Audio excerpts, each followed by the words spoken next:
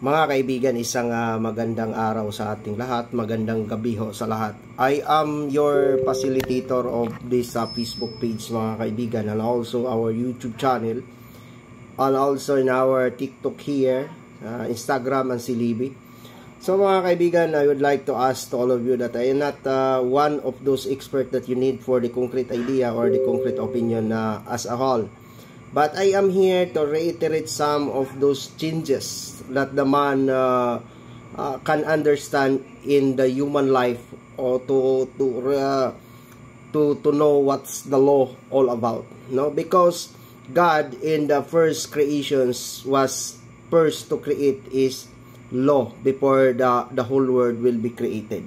So that's why here mga kaibigan, ito lang po ang sasabihin ko sa inyo. No, mga kaibigan. Just I am here mga kaibigan that mayroong tumawag, radio operator, every day we encountered a different ideas, different classifications of the ideas, and also different yung mga sa Bisaya pa managlahi nga mga experience, managlahi nga atong masagupa kada adlaw. As to the whole, no mga kaibigan, may tumawag ho dito. Mga kaibigan, may tumawag which is one of the isang ano po ng one of those yung nagbibenta ng mga sasakyan, mayroon tayong Toyota, ganun, di ba?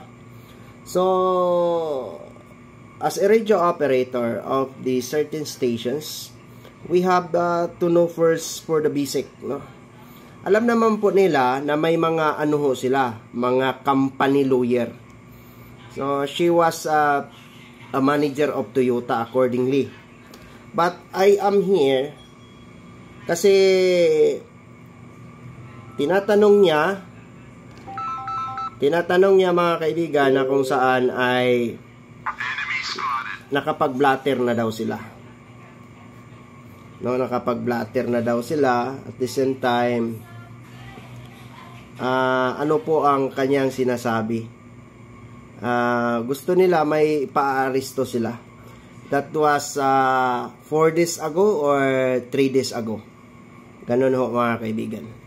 For the information of everybody, as a radio operator, before you dispatch your people, before you dispatch your patrollers, you need to know what was the veracity, or you need to know it is a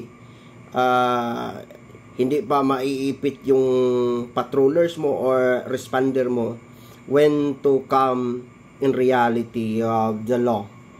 Kasi they are insisting na because mga kaibigan, blatter, they could not be constitute for criminal offense. That is a future reference. That is a record. That is called a logbook, record book mga kaibigan. So they insist, tapos na raw sila nagpa-blatter because nag-conduct sila for their own investigation inside of this company, na napag-alaman nila, napag-amin nila yung tao, na tauhan nila na yung kumuha ng things about parts ng mga Toyota ho mga kaibigan. So that's why I advise kasi ang unang tumawag yung security guard, chief security nila, and I advise him na try to go to here in our stations that I will refer to our investigator, and then second, they will channel to their what they call this business manager. So I explain it very well in order for to understand. They insist. That's why mga kaibigan, small knowledge is a very dangerous. Kung that's the time, mayroon tayong tinatawag na reglementary period, no? Alam na po nila yan lahat. Walang ginagawa yung tao as of this day. So hindi siya papasok doon sa reglementary period, which is for inquisable, no?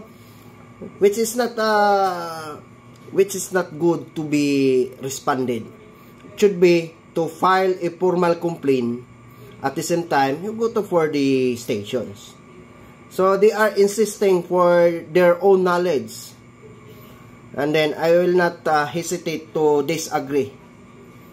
Because arresting of persons without a valid reasons and the documents, it should be done for, what do you call is that? Kung dadalhin natin kahit saan na mag-aaresto tayo ng tao na walang tamang kaukulang dokumento in order for him to apprehend or arrest him or here, hindi po yun tama. We done first for the due process. Kaya that is mandated by the Philippine Constitutions. No? Not only for reading lang tayo ng Constitution, nakikinig lang tayo doon. Just read it. You know, Constitutions, it's all about how many years. Yan po ang pinakamahirap. If you done to kukuha kayo ng law to become a lawyer, yung ano yan, yung pinakamahirap is a constitution. Kaya wag nating pipilitin ang isang pulis sa mga maliho nating mga ideya at later on, pulis pa rin ang mananagot. Kaya I totally disagree. I don't like to be hesitate everything. No, mga kaibigan. To disagree their here idea. Yung idea ho niya, mali ho yun. So, kaya ang sinasabi ko, just go to for a formal complaint.